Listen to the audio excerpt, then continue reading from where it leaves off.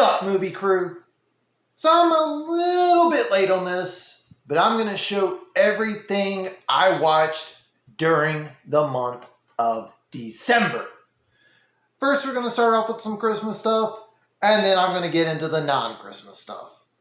But before I get started, if you are new to this channel, my name is Luke, this is Let's Watch a Movie, and if you're into anything cinema and physical media related, you've come to the right place, so hit that subscribe button. Alright, so we are going to start off with the Christmas stuff that I watched during December. Now, if you're expecting A Christmas Story, or Christmas Vacation, or Elf, or any of those claymation shows from back in the day, you're not going to get that. Closest thing I can give everyone is Dr. Seuss's How the Grinch Stole Christmas. This is part of the agreement I made with my mom to force her to watch Die Hard. She said we had to watch something that actually was a little more traditional. So we watched this. Got nothing against it. Didn't realize that the narrator was Boris Karloff. That was awesome. And that there's also another Grinch special featuring the Cat in the Hat. Learn something new every day, I guess. Die Hard, the greatest Christmas movie ever. I also want to point out that it took some reluctancy, but my mom kind of sort of gets why it is indeed a Christmas movie. Every time something Christmas related happened, I just look at her and I point at the TV, I'm like, it is filled with Christmas stuff. She did agree at the end, but it was a very reluctant agreement, like, okay, sure, whatever. Alright, my two biggest Christmas staples are Krampus and A Christmas Horror Story. So I gotta say, while I like having Krampus on 4K, the naughty cut is not that much of a difference between this and the regular. So just letting everyone know that now. A Christmas Horror Story, I love this. I love watching it every time I check it out. I am constantly recommending this movie to people that are into the same Christmas stuff as myself. And since I did buy it when it came out, Silent Night, Deadly Night Collection. I watched all three of these. 3 and 4 both suck. 3 might possibly be one of the worst movies in my collection. And believe me, with some of the box sets I own some stinkers. Silent Night, Deadly Night 3 is definitely on that list. Black Christmas, the 2006 remake. I like this one. This was my introduction to the Black Christmas franchise. And I gotta say, I wish we could have had more with this version. However, things happen. We didn't really get any more movies that were kind of related to this one. I still enjoy it.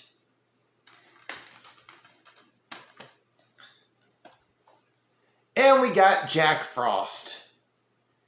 I enjoy this one. It is a cheesy, dumb, fun movie. But it was something more along the lines of what I like to watch during Christmas. And there's the reversible cover art for anyone that wants to check that out. Alright, so I did mention in my Christmas collection video that I was omitting these because you might get a collection video at some point in time.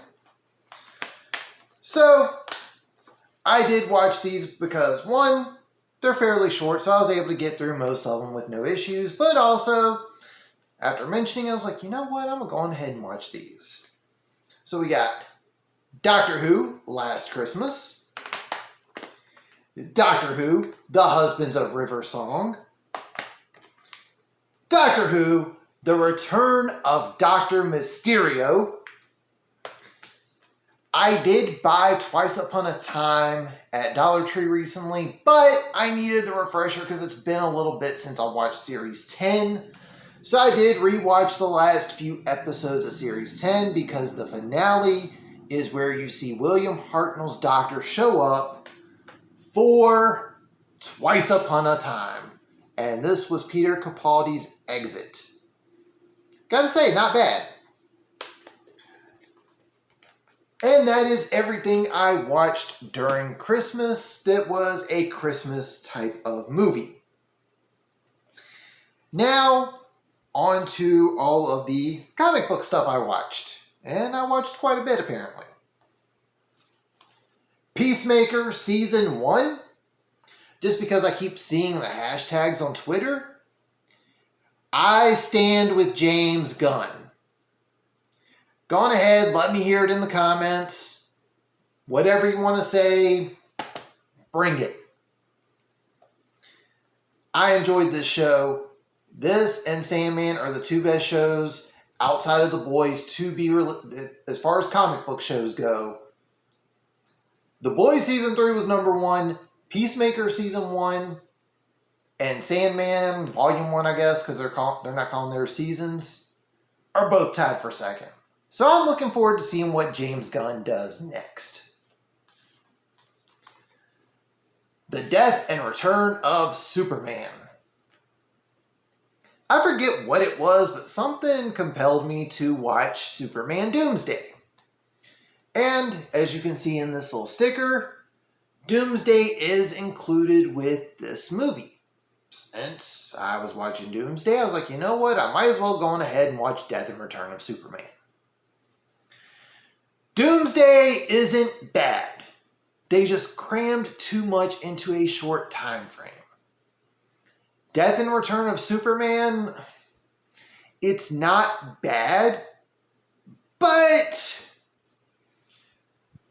this was the second time that DC gave us 2 parts back to back and then followed it up with a deluxe cut of a movie. Dark Knight Returns did it incredible. Death and Return of Superman just literally went, hey, here's these 2 movies with no credits at the end of the first one. And that's it. Nothing special added. There's a few additional special features that you can tell they took from other things, but I'm not here to complain about the special features. I'm here to say that better adaptation than Doomsday, but still could have been better. Seasons 2 and 3 of the Doom Patrol. I recently picked this up at Best Buy while it was on sale for $18.99. And it's been a little bit since I've binge watched Doom Patrol, so I went back through Season 2 just to give myself a little crash course. This is probably still my favorite DC live action show on right now. James, Peter, if y'all are watching this, please do not cancel Doom Patrol after Season 4. That's all I'm asking. Next up, Teen Titans Go versus Teen Titans, and Teen Titans Go and Superhero Girls Mayhem in the Multiverse. So I was watching some episodes of The Good Teen Titans, and part of me thought about possibly doing a collection video where I show off all the Teen Titans like media adaptations. Like I own the complete set of Teen Titans. I own Teen Titans Go to the Movies. I own both of these, Judas Contract, and I just kind of came to the conclusion it wasn't really enough to do a video. But before I came to that conclusion, I did sit down and watch both of these. I gotta say, they're both pretty good. I'm still not a huge fan of Teen Titans Go, but gotta give credit where credit's due. The crossover movies, they do a good job. And Warner Brothers, if you want to give a physical release to Teen Titans Go see Space Jam, I'm not against that. Alright, the next thing, I went through some of the Lego movies as well. And yes, this one I'm most likely going to do a collection video at some point. But we've got Lego Batman the movie. This one's good, but to any gamers out there, this is just the cutscenes from Lego Batman 2 spliced together as a movie. So, you want to get it? Cool. If not, I get it. And it's got a couple of random like Lego Batman homemade shorts. Out of the Lego DC stuff, this is probably the one with the most special features. Justice League Cosmic Clash. This one was pretty fun. You also get the Legion of Superheroes in this one. Overall, fun movie. Gotham City Breakout. This is the one where Batman is forced to go on a vacation and the other members of the League think that they can take on Gotham while Batman's out. And they fail miserably. Not bad, you know, it's definitely for the younger audience. Simple as that. Attack of the Legion of Doom. My bad. Fun movie. Pretty cool Easter eggs for any hardcore DC fans out there. Overall, it's okay. It was a fun watch. It's short. Simple as that. This is the final direct-to-video Lego DC movie at the moment. I don't know if they're going to continue doing them, but that is Lego Shazam, Magic, and Monsters. This one's actually pretty good. You get a nice little... This one's a direct sequel to Lego Batman Family Matters. And in that one you get Billy Batson, and it teases him becoming Shazam at the end, and this is pretty much a direct follow-up to that. Overall, pretty good.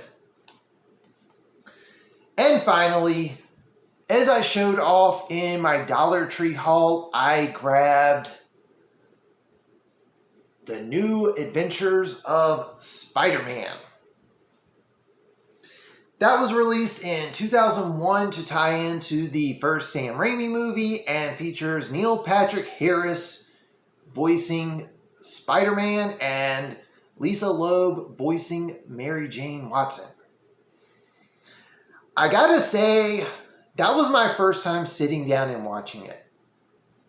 There's some good stuff in there, but the animation's a little weird. And there are a couple of times where it feels like they focus too much on Peter Parker being a college student than Spider-Man. And I wasn't really into that. Like, I like when they do the duality between Peter Parker and Spider-Man, but I don't want an entire episode of Peter Parker just talking about homework. And that kind of happened in there. Not bad. If you see it somewhere for a cheap price, definitely recommend checking it out. It's only 13 episodes. Unfortunately, they leave you on a cliffhanger. And that is everything I watched that was comic book related. Now, on to the remaining stack of movies and shows that I watched during the month of December. Another one I picked up at Dollar Tree, the 4-film Shark Collection. The first one is okay, and it just goes downhill from there. I'm glad I only paid $1.25 for it. That's all I'm going to say on that. Catch Me If You Can. Spielberg, Tom Hanks, DiCaprio. That's all you need. This movie was phenomenal. Loved it. It was great. It kept my attention the entire time. And the fact that it's actually based on a true story is a little mind-blowing, but still an enjoyable movie. The Ring 2. Gotta be honest, wasn't the biggest fan of the first movie, but the thing I liked the most in the first movie was Samara's story being uncovered. And this does a continuation of that. So I wanted to watch it for that. It's got a short film that takes place right before the events of Ring 2, where someone has watched the video on a dare and is now trying to get someone else to watch it. That was cool. The movie itself was a little long, and it's definitely more drama than horror, and it kind of goes a little too far into the whole uncovering Samara's story. Just my opinion. To anyone that is a fan of the first one, if you haven't seen the second one, I do recommend checking it out. But me personally, the Ring movies just aren't my thing. Itsy Bitsy. So I mentioned in my Dollar Tree video, I've been seeing this at Barnes & Noble for some time and contemplated picking it up because I love my Shout Factory stuff. But I turned down checking it out every time. However, Dollar Tree had the DVD for $1.25, so I thought, you know what, I'm going to go in and pick it up. I am so glad I did not buy this at Barnes & Noble. I did not like this movie. The characters are unlikable, the CG is not great, and by the time the story finally reached the end, I'm like, hallelujah. Wasn't a fan. The Lost City. I saw this one in theaters when it first came out. I enjoyed it. It was a good movie. However, it came out at a time when a bunch of other new releases were coming out. And because of that, it kind of made watching this one, or buying this one, a little bit difficult. Finally, got a sale on Black Friday, so I picked it up. With a slip. And I gotta say, rewatched it, still enjoy this movie, highly recommend it if you have not watched it yet. I believe it is streaming on Paramount Plus for those that do streaming, or you can pick up the physical release at most retail stores, and on Amazon. Stockholm. This is one of the more obscure Blumhouse movies in my collection. But I thought, you know what? I'm going to go in and watch it. It's got a short runtime. I thought, why not? This is a weird movie. I don't know what else to say about it. Like, it wasn't bad. Can't say it was great. But it's a weird movie. And finally, I DVR'd the first 2 episodes when this show premiered. And when they announced that it was getting a physical release, not only did they announce it, but it got a Blu-ray. On top of that, its first week out, it was cheap, and it was in the Target app for either 15% off or 20% off. So I was able to get this for a reasonable price. Like, it was almost a steal as cheap as I was able to get this. And that's season 1. This is one of the funniest shows I have watched in quite some time. I am not a sitcom person because most sitcoms just kind of fall flat to me. And a lot of them have the same plot. And it gets a little old. This one, Sam has an accident at the house where she is pronounced dead for 3 minutes. And now she is able to see all of these ghosts that have previously inhabited that area. There's a reason I'm not saying the house. The general area. With the oldest one being Thor 1,000 years ago. And it leads to some crazy events with each of the ghosts that inhabit the house. I have never laughed as much as I have watching this. One of the best things I've watched in some time. Highly, highly recommend watching this if you have not. And that is everything I watched during the month of December. And as always, if you are new to this channel, hit that subscribe button. You like what you see, leave a thumbs up. Comment down below, what did you watch during the month of December? Christmas and non-Christmas movies and TV shows. But that's going to do it for this one. Thank you all for watching and tune in next time.